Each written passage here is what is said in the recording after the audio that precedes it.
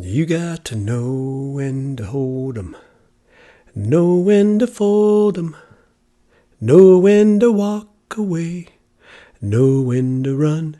You never count your money. When you're sitting at the table, there'll be plenty time for counting when the dealing's done. Hey everybody, welcome to The Brunt of It. I'm your host, Joel Van Brunt. Welcome to episode 23. Woo! Episode 23, part of my COVID improvement plan to do this live stream podcast episodic show. So if you're going to outsource your thinking, why not do it to with somebody you trust, like me? But if you're not going to outsource your thinking, then maybe I can help you point you in the right direction of how to consider certain topics and certain issues, certain people in the public space. I like grown-up conversations. I don't know about you. That's my preference. I prefer not to engage in fifth grade recess shouting matches. You may notice that fifth grade recess shouting matches eerily looks like the political conversation today and is what polarizes us so much. So I prefer for us to be more unified. And therefore, even if I feel strongly in my point of view and you feel strongly in your point of view, why not be nice and grown up about it? So I aim to give you the tools to help build discernment with the information around us, wisdom, and to maybe provide some tools for you to control your emotions. But why would we want civil dialogue? I mean, seriously, why?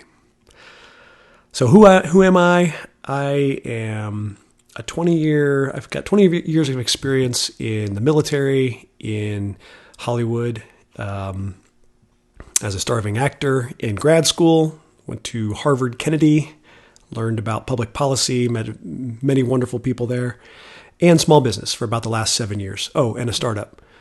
And I worked in a campaign back in 2010. So lots of different experience. I've worked in 8 different states. I've lived in 8 different states. I've worked in a few more states. And I've experienced the culture in the country all over the continental United States, and I currently live in Hawaii. So I've experienced the East Coast, New England culture. I've experienced the Southern culture when I lived in Florida and in Virginia, the Midwestern culture in Oklahoma, and my wife's from South Dakota, so going back there, I've gotten familiar and comfortable with that culture. The West Coast culture, California, and then finally the Hawaiian culture. So I've got this broad breadth of experience and a true generalist, average at a whole bunch of different things and not terribly good at any one thing in particular. But engineering degree from Northwestern, graduate degree from Harvard in public policy, and artistic, acting minor. So I did some LA stuff, worked on a campaign, like I said, and I'm a pilot for the military. And I've been military affiliated for the last 21 years. Currently as a reservist. So that's a little bit about me. I think that broad perspective can maybe offer you guys some things to think about as you go forward in life. I hope to help you navigate the fog of war in life, philosophically, politically, culturally, intellectually, and do so with, with a degree of humility and niceness. Wouldn't that be nice? So what do? We take data points in life and we string a narrative through them to help make sense of the data points.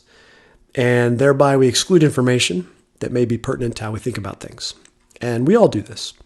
So the more highly specified you are in whatever discipline you are invested in, whether that's a PhD or 30 years in business or whatever it is, the more difficult, more resistant you will be to challenging information. So this is an observation I've seen play out as true in academia, in business, in the military. We underappreciate how much our own experiences will inform and anchor us into normative ideas later in life. So I've seen that quite a bit. So let's start off on a positive note. COVID improvement plan updates. Strong finish to the week. For those who have been following me, I have been endeavoring to improve on several things. Trading in the stock market with a simulated account, exercise, nutrition, and this live stream. So 1% incremental improvements. That's a principle that I apply to my life. I hope you apply it to your life to continuously improve and realize that compounding effect over time. That's the goal of this podcast and live stream, as well as what I like to do with my exercise regimen, with my thinking, with my leadership in various capacities. And oh, by the way, just as a review of some of my experience, I've had direct reports for the last 20 years with the military, but also in the private sector, I've had direct reports for about the last 5 to 7 years-ish. And I've managed up to about 280 people in various capacities in some of the roles I've had, both public sector and private sector. So this 1% improvement, 1% improvement in how you lead, 1% improvement in how you communicate, how you manage expectations, how you think about things, how you see issues, challenging your narrative. And in the case of this live stream, presentation, the microphone, the headset, the camera, and notice the brunt of it. I'm experimenting with different titles, so hopefully this is a good title that you guys can tell me whether you like it or not. Let's see. I have to answer this text. Oops.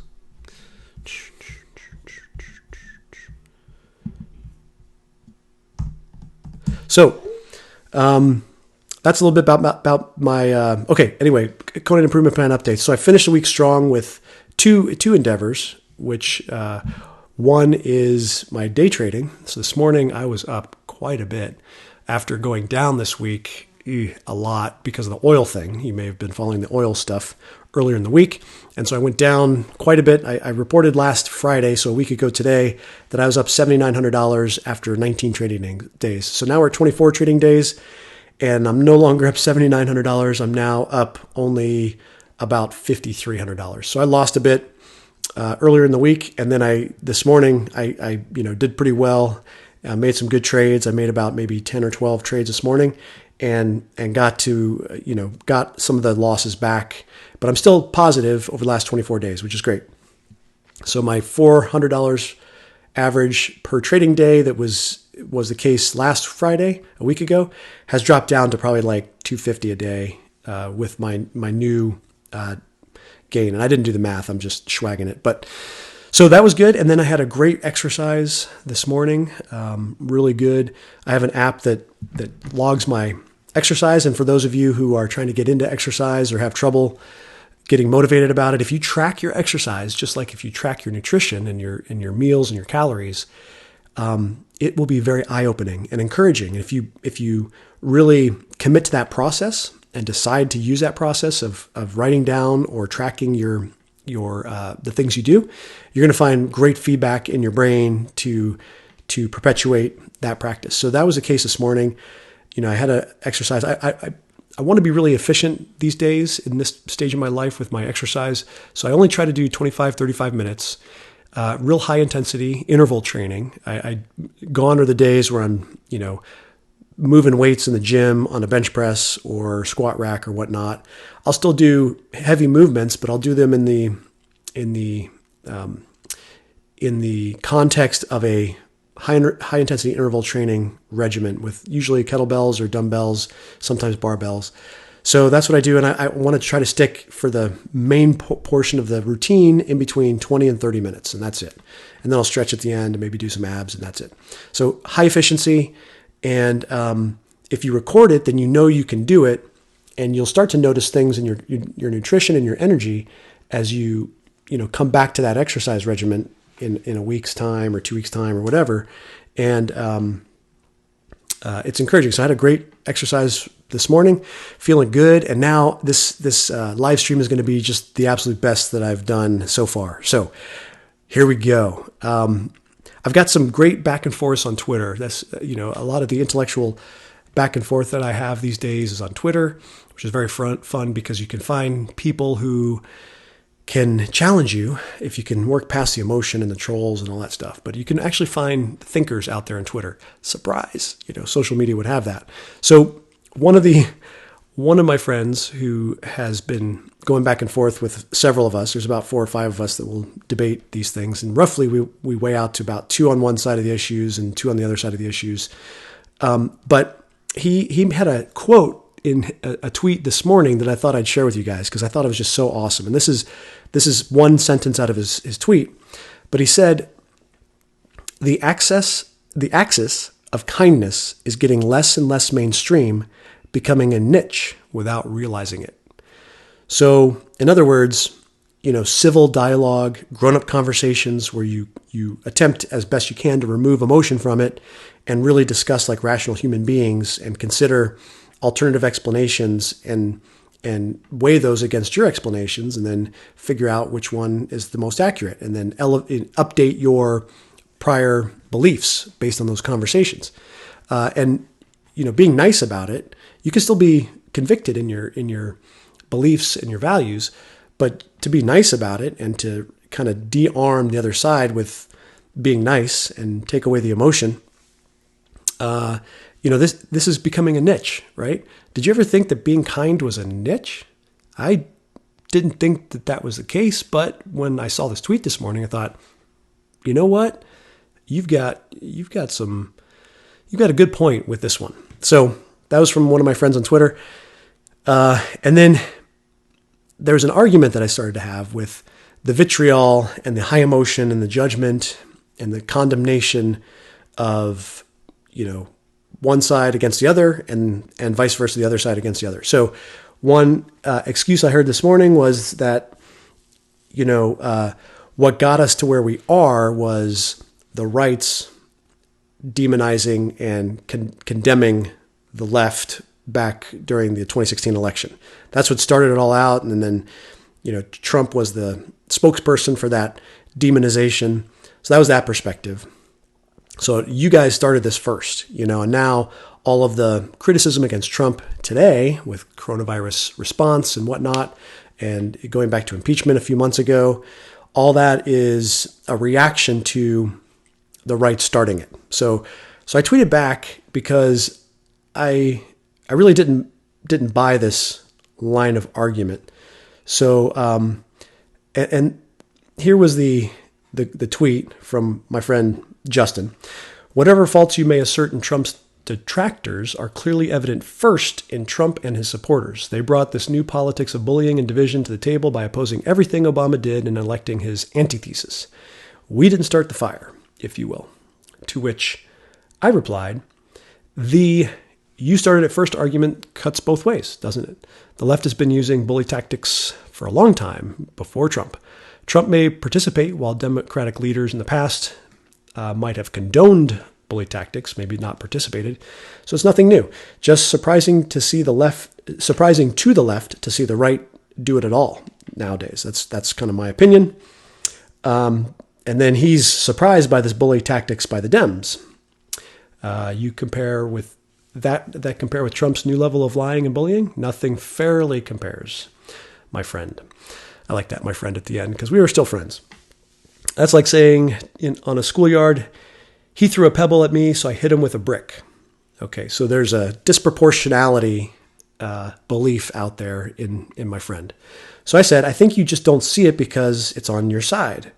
So Ben Shapiro, if you don't follow him, he's a thinker on the right, wrote a book about the left's tactics called Bullies. And this was written well before Trump. When Ben Shapiro was a younger man than he is. He's still a younger man. And I also wanted to deviate a little bit because when I was in grad school, I actually met Andrew Breitbart. Andrew Breitbart came to Harvard and gave a little talk. And he was an amazing, amazing person. I was highly impressed. And he opened up my eyes to a whole world of reporting and media and LA that I completely wasn't aware of. And he recounted several stories, personal stories, of very bullying tactics from the left. So, I have personal experience with Andrew Breitbart and his communication of some of these stories. And I thought I'd share that because you started it. This is kind of like the back and forth that the Palestinians and the Israelis get into, the Palestinian conflict.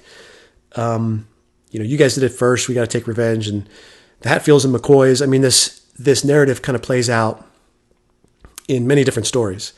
And so at a certain point, wouldn't it be worth just, forgetting about the past and let's just start here and let's kind of like evaluate it without that baggage from before and go forward and look with open eyes and dispassionately as best we can to make better decisions about what to believe. So I thought I'd share that, just a nice back and forth from this morning. So this is continuously happening in my life. I enjoy it. It's great. And I wanted to bring back Jordan Peterson's quote that I pulled out of the Hoaxed movie a couple weeks ago, because it's exactly what this is. And the quote is, "Our axiomatic systems orient us in the world and regulate our emotions. So when something axiomatically impossible happens, Trump's inauguration, for example, people are going to scramble to find reasons that don't require retooling of their worldview. And it's no wonder, because they're avoiding, in archetypical terms, an involuntary descent into the underworld and even to hell. Often that means accusing someone else, because then they have to change and not you. A worldview adjustment is a major revolution, and you just may not recover from it. It just might do you in." So I condensed the quote a little bit and cut out some sentences, just so you know, from the movie. But often that means accusing someone else, because then they have to change and not you. So accusations against somebody else. So this is really, I had to think about this hard because, I bring up the argument that whatever's presented cuts both ways. Like the bullying cuts both ways. Mismanagement cuts both ways. All these things, because there's people on record on both sides who, didn't see this threat coming back in, January and February in terms of COVID-19. So I oftentimes bring up, this cuts both ways, and then that's got thrown back in my face. Hey, this cuts both ways. When you say, when you say the left is wrong for these reasons, well, it cuts both ways. So I don't know if I'll be able to find it, but there's another interchange. I don't remember if I put it up. Let's see.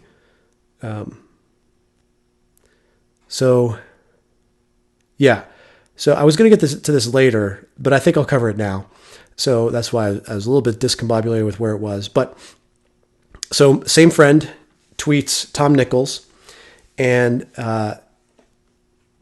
Tom Nichols, who's Radio Free America, he says, "As usual, I am astonished to realize that millions of people saw the President of the United States completely lose his on live television, say things that a 12-year-old would know are stupid and dangerous, and are still saying, 'Oh yes, he's my candidate in 2020. So that was Tom Nichols' tweet, to which my friend retweeted it and at me, message, put my name in the retweet. "Yep, the constant waving away of norms that make America great is one of my biggest problems with Trump defenders." Okay, so then I replied to this. I said, "Classic case of easier to point fingers at others rather than retooling your worldview." And I was particularly describing this gentleman, Tom Nichols. And then he replied, "And yet you're doing what you accuse me of doing." So and this was just 21 minutes ago. So he threw that argument right back in my face. And in preparation for this podcast, I started to really wrestle with this. And when I just read Jordan Peterson, because it's true, right? I mean, that's if you're going to accuse somebody else of that, if you're going to not accuse, but if you're going to point that out for somebody else, doesn't that come back and apply to you as well? And the answer is yes. Yes. I'm humble enough to think that happens to me as well. And by the way, it happens to you, listener. It happens to you. So, yes, that's true. I think there's a difference, and the difference is in the accusations and the ad hominem. Okay, so when you go personal and you go ad hominem and you make accusations that are emotion based and you make condemnations and judgments, that's when I think things break down. Now, pointing out errors from your point of view, pointing out errors in the other side, I think is slightly different.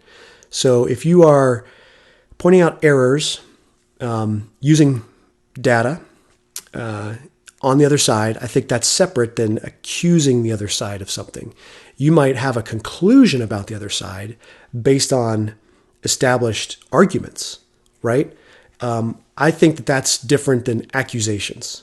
Hopefully this makes sense, right? So if you're just willy-nilly accusing somebody out of emotion, that's wrong regardless of which side you're on. If you are having conclusions about the other side based on a line of reasoning and argumentation, I think that's slightly different. Do you agree with me? Am I on the right track? If I'm off track, tell me, message me. Give me a comment. Give me DM me on Twitter. But that's just the sense of how I feel. So I'm constantly trying to reach some conclusions about the other side, but using argumentation and using lines of evidence. And I'm happy to have those arguments debated and discussed. And maybe you show me that a premise of my argument is off, and maybe you don't. Maybe you offer a different argument in order, for me to consider, and all that's fair game. No big deal. But I was struggling with this idea of, accusing somebody else of something that you're doing. That's certainly a real phenomenon in our life. It's, kind of the projection way of dialogue, right? So you accuse somebody else of something bad with ill intent involved, and then down the road, you realize that you're kind of projecting some things you don't like about yourself on that other person. And this will happen in arguments quite often. So be aware. So that's how I thought I'd start the conversation this morning. Now, I ended the podcast yesterday with a New York Times piece that was talking about American leadership.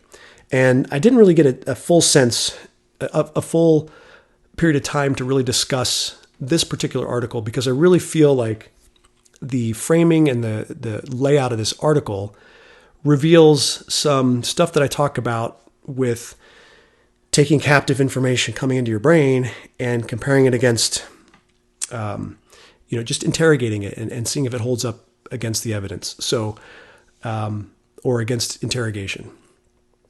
So I mentioned this, the article from the New York Times was about sadness. The title of it is Sadness and Disbelief from a World Missing American Leadership. And the whole premise is that, gone are the days post-World War II when America led the way in the world and other countries looked up to America for leadership in a variety of ways.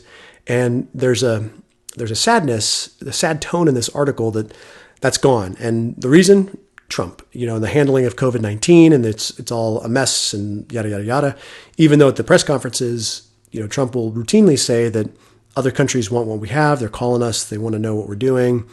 So the things that he said in the press conferences would potentially be information that challenges this sad tone and this narrative. But what's interesting, and I'm not going to read it, but I read a little bit of it yesterday. So this article says Europe is basically not looking to America anymore. And as evidence of that, this writer offers 5 people that are interviewed from Europe in the article, and with quotes, saying the things you would expect them to say, which is, this has been mismanaged and it's really sad, and look at all the bad stuff that's going on in America. How can this happen? All these things.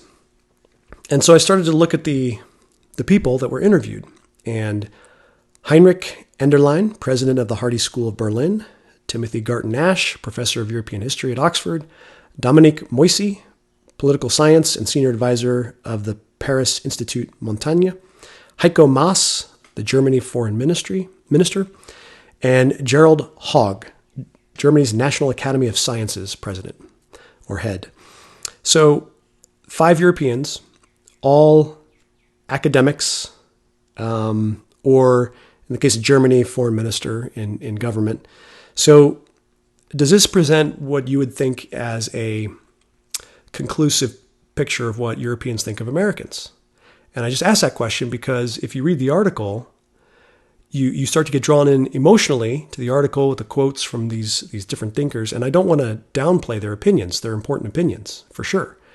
But do you think that 4 academics and 1 public, government person gives you the full picture of what Europeans think of the U.S. leadership in COVID-19? I don't. I mean, you may have guessed what my my conclusion would be. So I think that you'd want to hear what business leaders think. You would want to hear what the medical community thinks. And it strikes me as missing that those quotes aren't in the article. There was a quote from Ricardo Hausman at Harvard Center for International Development, which was also not very flattering of the current administration. But the absence made me start to wonder as I read the article, well, how many people did this writer call? How many people did this journalist call? Did they call medical people? Did they call business people? And whichever answer you come up with presents a problem. So let's walk down this logic. If the people presented in the article were the only ones that were called by this journalist, then you would think that they failed in getting a more broad picture from people other than academics and people in government. However, if they did call more people and they chose to not quote them for a purpose, then that doesn't look good either, because now you are excluding information that might be disconfirming of the overall sad tone and narrative of the piece. So this is the kind of breakdown that I would hope that we as grown-ups would be able to build. It's a craft. It's a skill. You don't just know how to do it. You have to practice it. You have to look for little flags in articles that start to generate that questioning skepticism in your brain, and walk down those lines of reasoning and interrogate them. Now, I haven't reached out to this journalist. That might be interesting down the road when I find this, to reach out and say, hey, was this the only people you called, or emailed, or however the quotes came in? So I just thought that was, a glaring omission. And yet the piece, which is obviously going to have influence because it's in the New York Times, is going to confirm people's biases that, we're alone in the world and everybody is disgruntled with us and kind of written us off out of the leadership scene. But I would just say, rumors of that might be overblown and maybe not so fast. So I wanted to finish with that because I thought it was important to walk through the logic and the interrogation that I think would serve you well in your critical thinking. All right, switching to COVID-19, we have surpassed 50,000 deaths in the U.S., sadly. The military, the Navy, is looking to reinstate Captain Crozier, who was the captain relieved from the USS Teddy Roosevelt with the COVID outbreak in, I think, Guam, is where they put into port to deal with that outbreak. And he was famously fired by somebody who resigned in the Navy's office in the Pentagon. So that guy resigned. Now the Navy Chief of Naval Operations is recommending that he be reinstated. And the Assistant Secretary of Defense, I guess, is considering this request. So that's an update on that. And then, meanwhile, another U.S. Navy warship, the USS Kidd, which is a destroyer, is dealing with their own outbreak, according to CNN. So they launched that this morning, or they posted that this morning. And while this is happening in the Navy, and the Navy testing regimen on the Teddy Roosevelt is one thing I cited a while back to add to the fog of war and the information friction that we are still building with COVID-19. We don't have good numbers yet, but there has been continuously for about the last 2 weeks been series after series of report that shows that the number of people infected is likely quite a bit higher than the number that are detected. And therefore that denominator starts to increase quite a bit in some cases. And the numerator, as the fatalities, over a much larger, in some cases multiples larger, denominator, means the fatality rate goes from 3 to 6% fatality rate all the way down to under 1% fatality rate. So the U.S. Navy, with the Teddy Roosevelt, they did a bunch of testing, and this led them to think that, at least for young people, the demographic on the ship, the fatality rate was much lower. And I talked about that a few weeks ago. And I mentioned all this other information coming out from Germany, from Iceland, from Santa Clara, California, from Los Angeles, from New York City, the pregnant women in New York City, and also an antibody test in New York City that happened yesterday, was reported yesterday. And now the latest from the Miami Herald is an antibody test in Miami, Miami-Dade. So I want to read a little bit of this because it's right along the same vein. Okay. About 6% of Miami-Dade's population, or about 165,000 residents, have antibodies, indicating a past infection by the novel coronavirus, dwarfing the state health department's tally of about 10,600 cases. 10,600 cases in Miami-Dade. This report, let's see, preliminary study results announced at the University of Miami. So this preliminary study results indicated that about 6%, or 165,000 residents. Okay, so how much more is 165,000 than 10,600?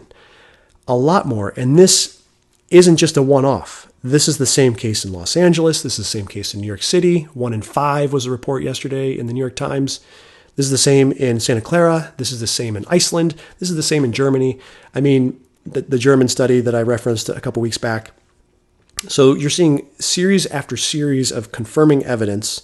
And, my prediction is that the death rate was going to drop below 1%, going into the summer. I think that's very, very likely. So let me just read what the death rate here. I think, did they say what the death rate was? They may not have in this particular article. But you can imagine that it's an order of magnitude lower in Miami-Dade from what it currently is. So let's take an upper limit. Let's say it's 6%. Whatever the number of deaths over 10,600 cases. Let's say it's 6%. Well, an order of magnitude higher would be 0.6%, right? So it could be well under 1%. It looks like it's well under 1% according to these numbers. So that's encouraging news. And this leads me to a couple other key points. So one is, experts and what they're going to tell us the fatality rate is, what likely is. And I said very, very early on, since we don't know the asymptomatic cases, we don't know if the University of Washington model is going to give us good information about the number of deaths, about the number of cases, about the number of whatever. And really what people are most concerned about is the mortality rate. And we were seeing these mortality rates in Italy and other places that were super high. Of course, mortality rates out of China at the time. And it caused a lot of fear because if you do, 70% infection rate in the U.S. Times this fatality rate, and you are easily going to 1 to 2 million people pretty quickly. So that's where they get these numbers. But if there's asymptomatic people, which seem to be early indications that there might be, that never develop symptoms and come out of it perfectly fine, then your denominator is grossly underrepresented, and in some cases by a factor. So that is an important discussion to bring into the conversation about reopening. And it doesn't seem like this encouraging information so far has made it into the public dialogue about reopening.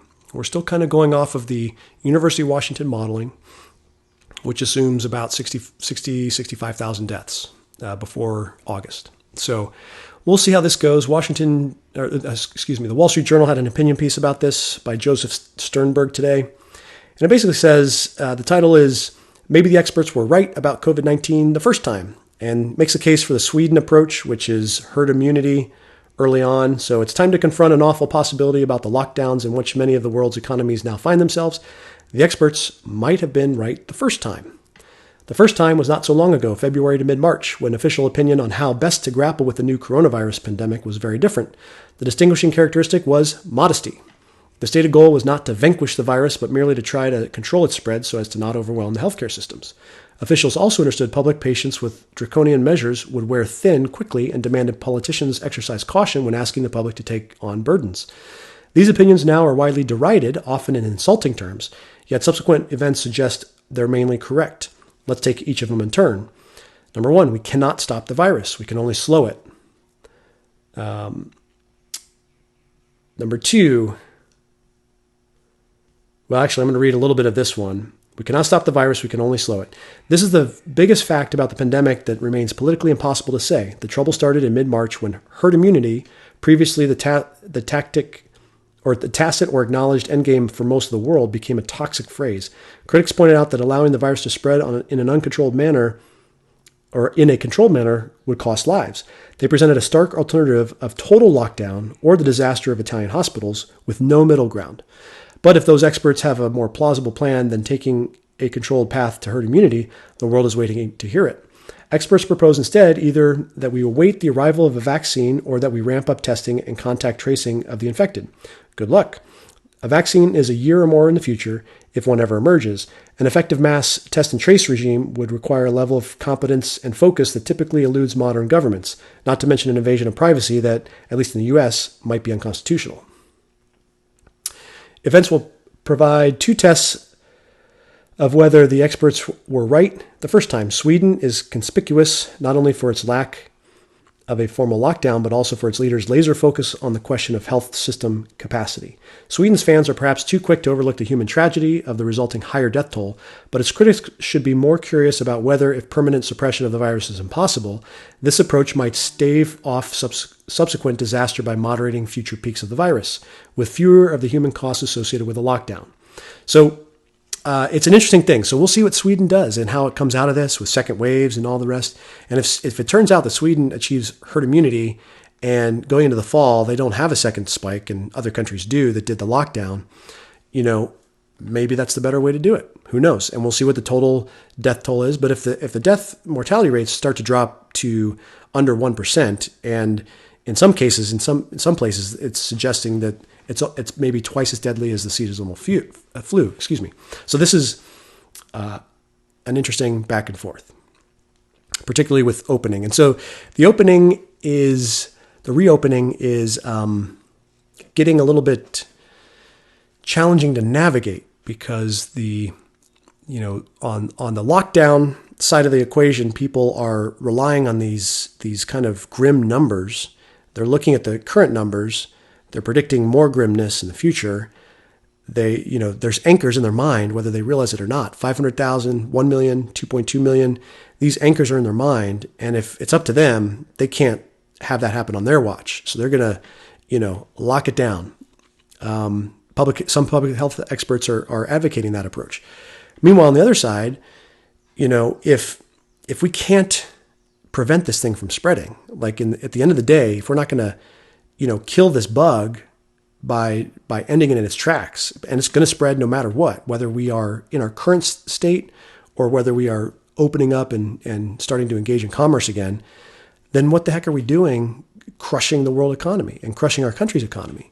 That doesn't really make any sense. And it seems like the surge in the hospitals has been much over-exaggerated, and the actual numbers have come in much better. And except for certain places in New York City, the rest of the country has capacity. They have more than enough capacity to handle at least the existing cases. So I wanted to talk about that a little bit and also mention one other piece this is from the Federalist. This might trigger some of you. And it's by David Marcus. The title, "Looks Like Trump Was Right About the Coronavirus Fatality Rate." Two new studies suggest that President Trump was right in early March when he guessed the fatality rate for coronavirus is under 1%. In early March, President Donald Trump was lambasted for saying on Sean Hannity's Fox News show that he had a hunch the coronavirus fatality rate, which the World Health Organization pegged then at 3 to 4%, was in fact much lower, under 1%. Many commenters, myself included, pointed out the beginning of a pandemic medical crisis was not the time to be floating hunches. But as we always knew was possible, it looks now like the president might well have been right. New data from random antibody tests conducted in New York State suggests that as many as 2.7 million people statewide have had the coronavirus. That, along with the just over 15,000 deaths that have occurred, leads to a fatality rate for the virus of 0.5%, according to Governor Andrew Cuomo. Here's what Trump said on March 4th. Quote, "Well, I think the 3.4% is really a false number. Now, and this is just my hunch, but based on a lot of conversations with a lot of people that do this, because a lot of people will have this and it's very mild, they'll get better very rapidly. They don't even see a doctor. They don't even call a doctor. He went on to say, quote, I think that the World Health Organization number is very high. I think the number, personally, I would say the number is way under 1%. Democrats and media pundits blasted Trump for spreading misinformation, right? So optimism and misinformation. Which one was it? So he got lambasted. Here's from The Daily Show, and it gives a bunch of tweets as examples. While the data is preliminary, it is backed up by another study in Los Angeles that found 40 times more people had carried the virus than were previously known. This dropped the fatality rate in LA from 4.5% to 0.1 to 0.3%. It is difficult to stress how important these findings are. The 5-week lockdown that has destroyed the American economy was put in place by contemplating what looks to be rather absurd numbers by the WHO. While the United States has nearly lost a terrible 50,000 lives to the virus, this radical shift in our understanding of just how deadly it really is should make us question not only the logic of the lockdown in the first place, but more importantly, how much longer we are going to stay in this destructive course. The fact of the matter is that back in early March, what Trump was saying made sense. We had conducted very few tests of asymptomatic people, and consequently, we were flying blind as to just what percentage of COVID-19 cases were becoming critical or leading to death. If Trump's informed hunch continues to be confirmed, it will require vast changes in how we are battling the virus. So, there it is. And this is, Scott Adams says that you can evaluate your narrative, your worldview, if you like, by its predictive capability. And so when you predict something and it turns out to be accurate, directionally accurate, and maybe not completely accurate, because you can't really be completely accurate. But if you can predict things in the future based on your narrative and your worldview, then that serves as evidence that would strengthen the case that your worldview is more accurate, let's say, than an opposing worldview that makes a prediction that is completely off and completely wrong.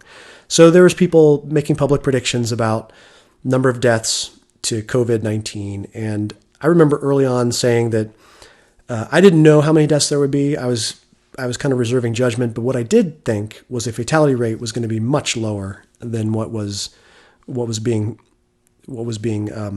spread from the WHO and other health organizations. So there it is from the Federalist. Now, of course, this isn't authoritative. More information will come out, and when we continue to do more antibody tests in other regions, this will either confirm or disconfirm some of these findings, and we can talk about that when it happens. I think that there's been enough antibody tests globally to suggest that the fatality rate is well under 1% and likely around the 0.5% range, give or take 0.2, somewhere around that range. That's my prediction. If I had to make a guess, I'm going to say it's going to come out ultimately to about a 0.4 fatality rate, which would make it about 3 times more deadly than the flu. And not 10 times, not 20 times, not 50 times. So that's great news. That's my prediction. All right. So politics, of course, the big thing was Trump pontificating on the use of UV light and on bleach and other chemicals that would kill the virus on surfaces. And he made some statements in the presser last night that really caused a lot of reaction. Anderson Cooper, the Twitter sphere exploded, and so my take on this. Now, I didn't really watch this in real time. I kind of watched the coverage afterwards, and then I went back and read the transcript. So my take on this is if you've been in an organization where you've done brainstorming, people, depending on how the environment is, if it's safe, it's not safe, people will be more willing to brainstorm or less willing to brainstorm. Because if they brainstorm an idea and everybody else says it's stupid, then they're just going to shut up and they're not going to talk anymore. So as a CEO, as a business leader, most of them have the skill of drawing out the good ideas in their people. And therefore, they won't immediately say an idea is stupid and shouldn't be tried because that would shut down that person from offering ideas in the future. No, what they would do, and I've seen this happen, is they would make some ground rules, which is no idea is too stupid to consider. Like, even if it's like the most wacky, crazy, far-fetched idea, we're going to do this with our customer, and we're going to offer this product, and this is what we're going to do in the next three weeks, 3 months, whatever. This is our launch plan. You write it down on the board. And then after you kind of get everything out and you allow that safe environment for the brainstorming to happen, then you go through and you prioritize and you kind of interrogate each of those ideas and figure out which one is the best and do that in a team environment. So, what are the chances you think that Trump has had brainstorming sessions with his executives in his businesses, or brainstorming sessions with, the You're Fired show, the Apprentice? What do you think the chances are that he has done hundreds, maybe thousands of brainstorm sessions? I think the chances are extremely high. I would bet a lot of money that as part of his business endeavors and part of his LA venture or not LA, but Hollywood venture with the Apprentice network adventure, that he has done hundreds, if not thousands, of brainstorming sessions. And in brainstorming sessions, for them to be successful, they have to be safe, and you have to throw ideas up against the wall and see what sticks. So when I kind of read this transcript, I saw Trump brainstorming in public. That's what I saw. I saw him throw up some stuff on the wall, question in real time the expert who was there, and just brainstorm some ideas. And I will agree that in a press conference in public is probably not the best time to brainstorm. Okay, but the vitriol and the opportunity to paint this incident as some sort of misinformation or horrible thing is a way overreaction in my mind. There's manipulation, trying to make his words dangerous, trying to say that he's self-destructing before our very eyes. There's a New York Times op-ed today that's literally saying he's self-destructing before our eyes because of this brainstorm session. I'm sorry, that evidence doesn't support that he's self-destructing before our eyes. It just doesn't. If you know anything about brainstorming, then no. In a business setting, in a problem-solving setting, no. Now, he went back and said that, he was saying it sarcastically. I don't know how he probably doesn't know how to back out of that statement and say, hey, I was just brainstorming in public. So he used some sort of stand-in term, which is being sarcastic, which sarcastic means something slightly different than brainstorming. So I think that it was a misapplication of sarcastic in his when he defended himself. So it looks like a lie, but he was trying to defend himself by saying, I was not being, hey, we shall do this and you guys should do that. I was just brainstorming some ideas. And as a stand-in, he said sarcastic. That's my opinion. I don't know. I can't read his mind, but that's a very likely narrative in my mind, based on what I know about brainstorming and based on what I know about people substituting, near-term words, near-term concepts in for what they can't think of in the moment, or they don't want to say, or can't articulate in the moment. So that's my take on it. It's disconcerting to me because, somebody brainstorms a bad idea, which is ingesting chemicals, doing it internally. And I think he was also, in his mind he was probably also remembering the UV light and if there's any way to do UV internal. Although he does say chemicals, cleaning out the inside. So, I think you give him a very, very unfavorable, ungracious interpretation by manipulating it into people are going to die because of these words. Now, let me just suggest that if somebody offers an idea that they're not sure on, and it's kind of offered, just thinking on the cuff, brainstorming, and do you rest so much on his words that just a simple question / recommendation, exploration kind of concept translates to people will actually go out and do this? Do we rest on his words to that degree? I mean, maybe, I don't think so. I mean, if the president said, hey, one way to control coronavirus is to jump off your roof, I wouldn't jump off my roof. If somebody told me to drink chemicals, I would not drink chemicals because on the label, it actually has warnings. And there's poison control numbers, which existed on the fish cleaner that was consumed by some people a while back. So this wedding to every single word he says and hanging on to every single word he says and then just trying to find out the worst interpretation of it is unhelpful, in my view. That's the brunt of it. That's enough. I'm not going to talk any more about that because I think the whole back and forth on that is just stupid. And Anderson Cooper saying, we caught him in a lie, and there it is, and this confirms all of our priors. I understand that.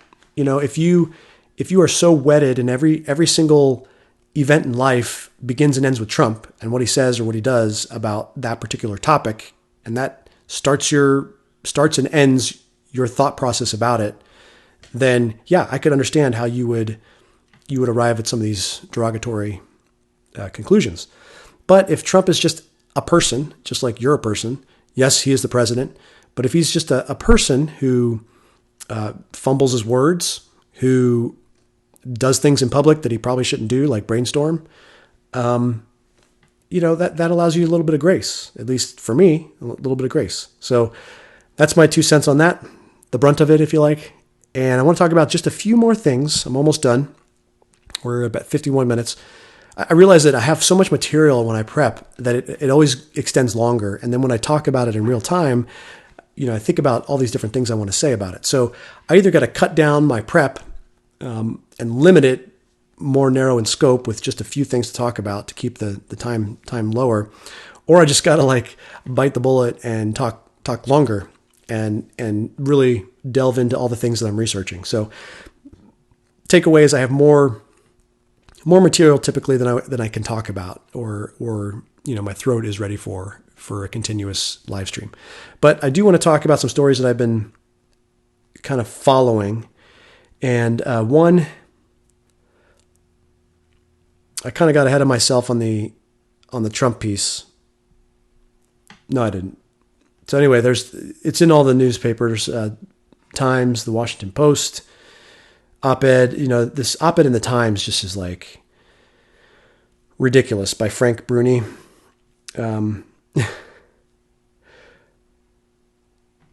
Not a day goes by without several friends, Republicans as well as Democrats, saying that to me. It's the blunt coda to a bloated recitation of Donald Trump's failures during this pandemic. It's a whimper of surrender following a scream of disbelief. And the coda is, and he's going to get reelected. So,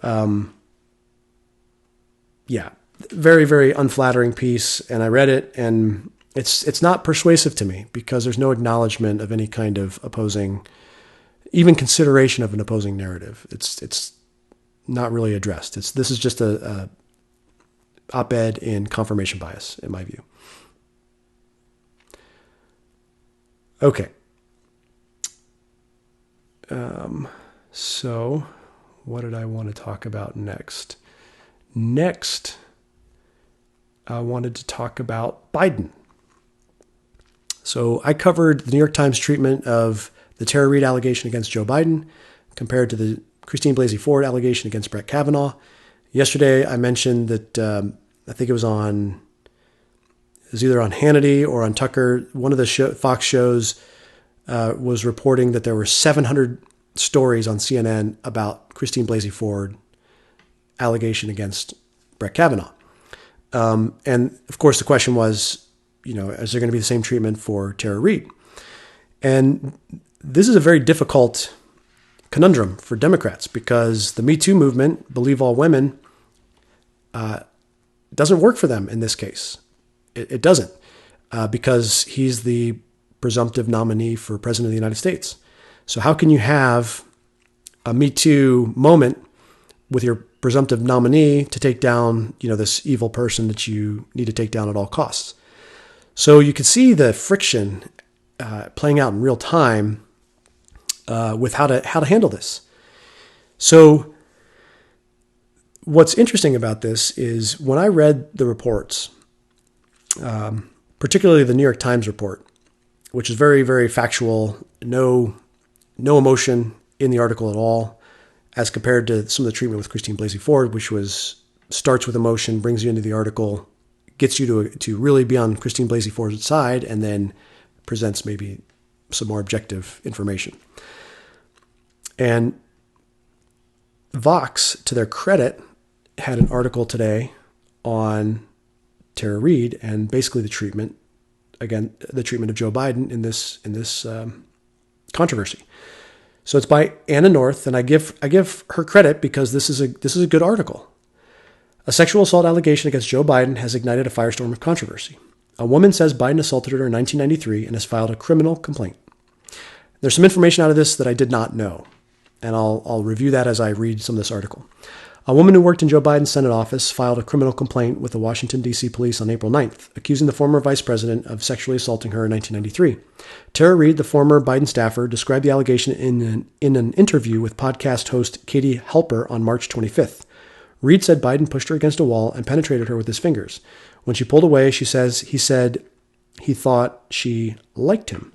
Reade told Business Insider that she filed the report because she had been harassed in the past and wanted to make it clear that I would be willing to go under oath or cooperate with any law enforcement regarding it because it did happen, even if it was 26 years ago, end quote. She also acknowledged in a tweet on April 10th that the statute of limitations had run out on her complaint. So I didn't know that. Statute of limitations run out. That makes sense. On April 24th, new details emerged in the case. The Intercept reported that Reade's mother had called CNN's Larry King Live in 1993, saying that her daughter had experienced problems with a prominent senator. So this is new information as well. But the New York Times piece from Easter actually said that Tara Reade told her mother and some other people close to the event. And when the New York Times reporters went and interviewed those people, they corroborated, I believe they corroborated, or they didn't want to make public statements yet. That might have been it. And that automatically makes it different than Christine Blasey Ford because the same telling of people close to the event didn't happen. I think there were suggestions that it did happen later, but then the people she told didn't confirm it. So it was literally, there's no confirmatory evidence at all. This is confirmatory evidence. If this CNN interview can be dug up, in the archives, and you can actually hear this person call in, then that lends credibility to the complaint. When asked to comment on the criminal complaint against Biden, a campaign spokesman referred Business Insider to Deputy Campaign Manager Kate Bedingfield's previous statement given on March 27th after the controversy heated up in Halper's podcast. Quote, women have a right to tell their story, and reporters have an obligation to rigorously vet those claims. We encourage them to do so because these accusations are false. So, kind of interesting. Reporters have an obligation to rigorously vet those claims. So, in other words, go to reporters. You know what to do. And I think that there's, we're going to see how this plays out, but there's probably going to be a lot of character investigation of Reade. She's probably going to get brought out into the spotlight and her integrity questioned. And that would be the line of attack because you have to undermine the credibility in order to survive this. Last year, Reade was one of the several women who came forward publicly to say Biden had kissed and touched her in ways that made them uncomfortable. At the time, Reade said Biden used to put his hands on my shoulder and run his finger up my neck when she worked in his Senate office, but she did not accuse Biden of sexual assault. Reade says she did not speak publicly about her more serious allegation last year, in part because no one else witnessed the incident, while she says others saw Biden harassing her. She also says she faced online harassment after coming forward last year, as Ryan Grimm reported at The Intercept. On March 24th, journalists and others questioned her credibility, pointing out favorable comments she had made about Vladimir Putin in a 2018 Medium post, perhaps implying that she was a Russian plant. So there it is, character stuff. In March, Reade's allegation initially received little coverage outside of left-wing media and some media outlets on the right, but the hashtag I believe Tara and Time's Up Biden started to pick up steam on Twitter after Halper's podcast, as many wondered why it was not getting more attention. So this is in the midst of COVID. That's the big news story. And fortunately for Biden, he's having this story kind of, page 20, not front page. So that's good for him, but not good for us to get to the truth of what really happened. The allegation also inflamed tensions between supporters of Biden and Senator Bernie Sanders, who at the time was losing to Biden in the primaries. Reid told Vox on March 26th that she initially supported Elizabeth Warren for president, also Marianne Williamson, but now supported Sanders. Sanders has since dropped out. Reid acknowledged the concern that her allegation could benefit Trump in the general election. Trump himself has been accused of sexual harassment, assault, or other misconduct by more than 20 women and is being sued for defamation by 2 of them. I don't want Trump to be president, Reid told Vox, but she said she won't be voting for Biden. If he's my president, I just can't fathom it. So there it is. The Me Too of Biden. And that kind of leads to this general election mood. It's strange because if you look at the Real Clear Politics poll averages, which I shut down, I should not have shut those down. But if you look at the Real Clear Politics poll averages, then Biden is up in the general. I mean, this is the most recent one. So Biden 48.3, Trump 42.4. So they have Biden up by 5.9. Betting odds, however, have Trump favored 50.4 over 44.5. And Electoral College looks like 183 to Biden and 125 to Trump. In the battleground states, Biden is up in every single one except North Carolina, where Trump is up by 1.3 points. Now, with those numbers, which are pretty favorable from Biden, and keep in mind, he's been isolated. He's been giving interviews from his basement or something, and he's stumbling all over his words. He's appearing with his wife more recently, and it's just been a disaster. And now you have this. So what's interesting to me is this Trump's probably going to get a second term phrase that was in the Times op-ed. And the reason that's interesting to me is because Biden's numbers are pretty favorable, but there's obviously known issues with people who are paying attention. And the fatal flaws, in my view, is that his declining mental faculties, which seems pretty obvious to most observers when they see him get interviewed and make public statements. And number 2, this Tara Reid credible allegation. I think both of those are going to lead to Biden not being the nominee. I'm going to call it right now that Biden will not be the Democratic nominee for president. The Democrats are going to wise up and they're going to throw in somebody who at least has a fighting chance against Trump, even if it's somebody who hasn't participated in the primaries up to this point. So course of action 1 is, which I think is probably more likely, is he'll choose a vice president nominee before the convention, and then he'll step aside, and the vice president nominee will become the top of the ticket, maybe like Kamala Harris. The other thing that could happen is they could replace him at the convention with somebody competent, like Bernie Sanders or Cuomo. Now, I don't agree with their policies, but they're certainly more competent in terms of mental faculties than Biden is, in my view, right now, just based on observation. So Cuomo has come out of this whole COVID thing as a strong leader, empathetic. He's gotten a lot of credit. He's become sort of a media darling, overshadowed de Blasio by far. I mean, you can't even remember de Blasio's name half the time, and he's really fumbling around trying to figure out New York City. And he's got a hard job because that's not an easy situation. But Cuomo faced some criticism recently as well. And I thought that this was interesting because I hadn't seen or considered this kind of criticism before. So this is out of the National Review, and it's from Wesley Smith. And this is a person who has criticized Andrew Cuomo before. And I want to read the quote here. So this is from the writer. I seem to be the rare person who is not impressed with New York Governor Andrew Cuomo's Philosopher Governor Act. The other day I disagreed here with his new normal prescription that I believe calls for a less vibrant America. In his latest escapade, a reporter asked the governor about whether he understands the fear and pain of protesters who want to get back to work. No, he does not. From the transcript as reported by the Washington Examiner, and here's a transcript, and this is the reporter. What if someone commits suicide because they can't pay their bills? The reporter asked the governor Wednesday. Quote, the illness is maybe my death as opposed to your death, Cuomo responded. You said they said, quote, the cure is worse than the illness. Well, the illness is death. How can the cure be worse than the illness if the illness is potential death?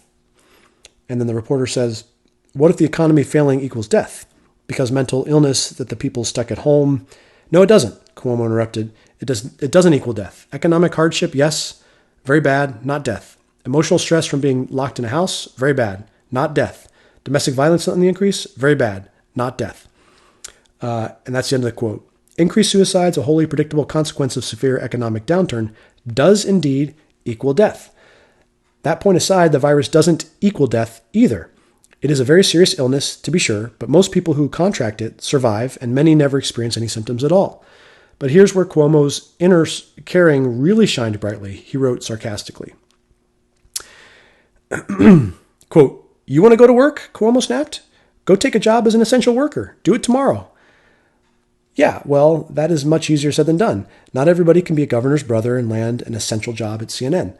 The point of the national economic shutdown seems to have shifted in Cuomo's mind. The purpose of mitigation, to use Dr. Fauci's terminology, was to flatten the curve, meaning reduce the number of people seriously ill at any given time, and have people's illnesses spread over a longer period to prevent medical resources from being overwhelmed, as happened in northern Italy. That goal may have been accomplished, which is why President Trump is encouraging a phased restart to the economy. But it seems that Cuomo now believes the point of keeping everyone at home is for nobody to get sick. That's impossible, particularly with a virus this communicable and one that is going to be with us for some time, even if researchers successfully create a vaccine, which is no sure thing.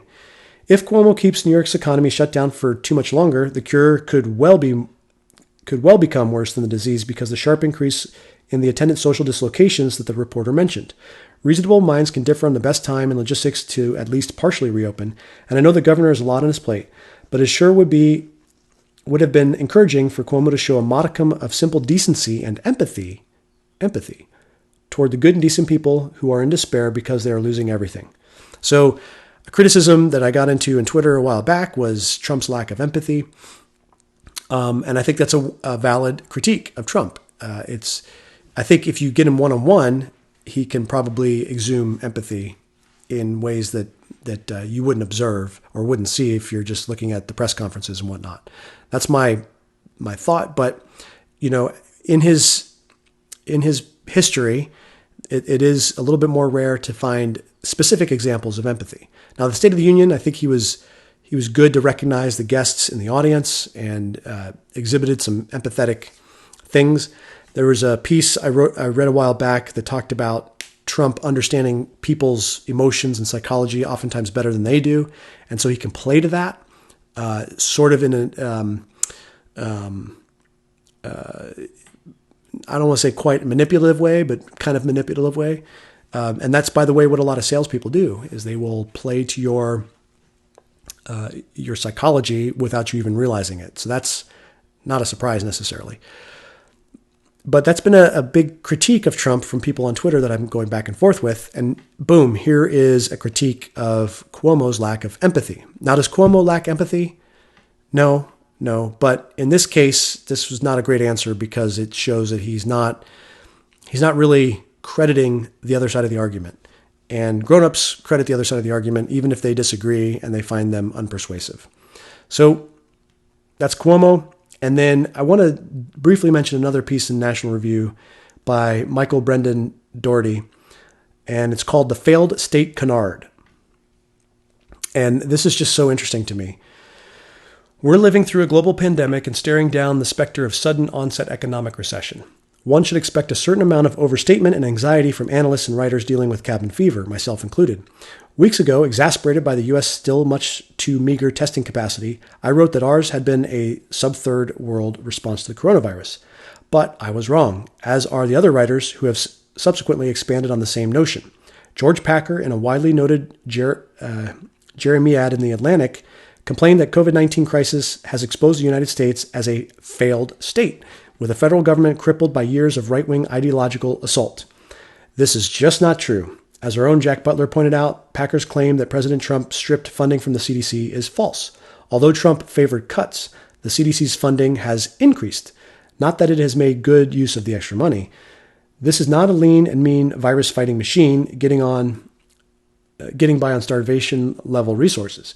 It maintains a Hollywood liaison to consult on films. In recent years, it has expanded beyond its core mission to promote motorcycle safety and sponsor programs dedicated to fostering safe, stable, nurturing relationships in schools. If you're wondering why there was lots of political and social messaging larding up CDC documents on COVID-19, just realize that when Congress increases an agency's funding, the result is likely to be more ideological make-work jobs rather than a more effective workforce. Okay, I have to stop there because that sentence is so true. When you have limited resources, you necessarily become more efficient because you have to do more with less. This is the whole Marine Corps motto: do more with less.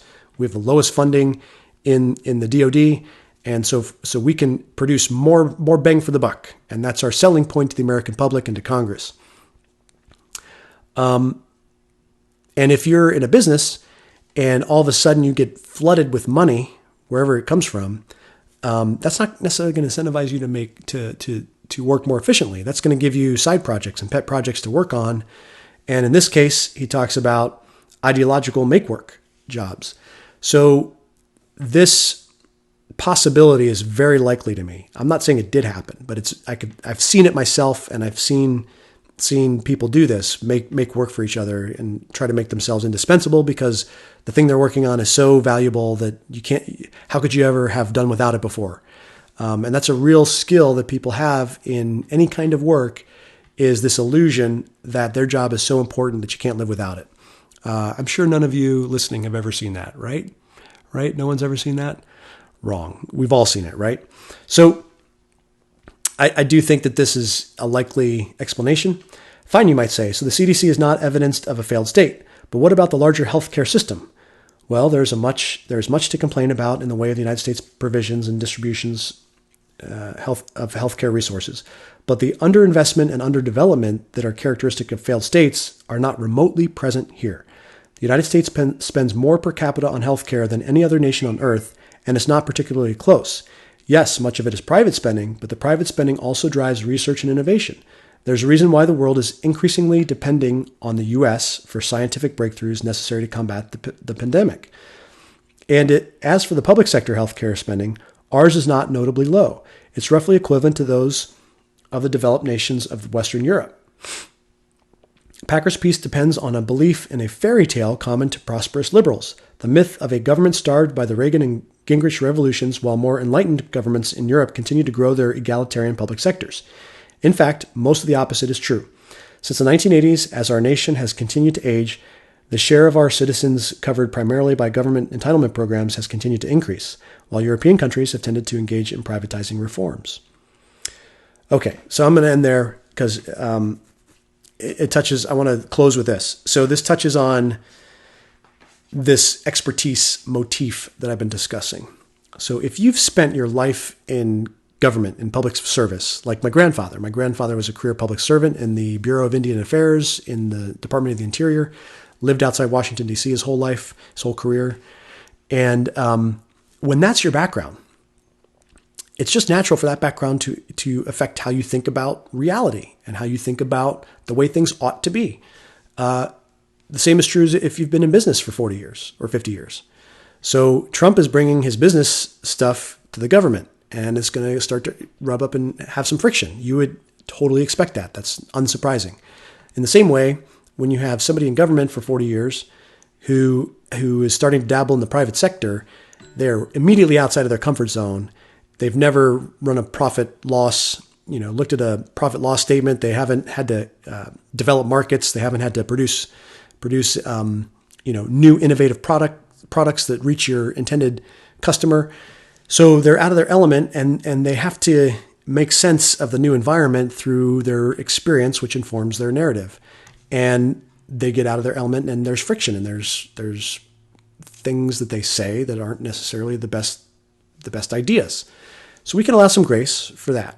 But the grace has to go both ways, right? So the career public sector servant who is pontificating on private enterprise and small business and medium-sized business and large corporations, let's allow that person some grace because maybe they don't have the background experience and the know-how to really validate if they know what they're talking about.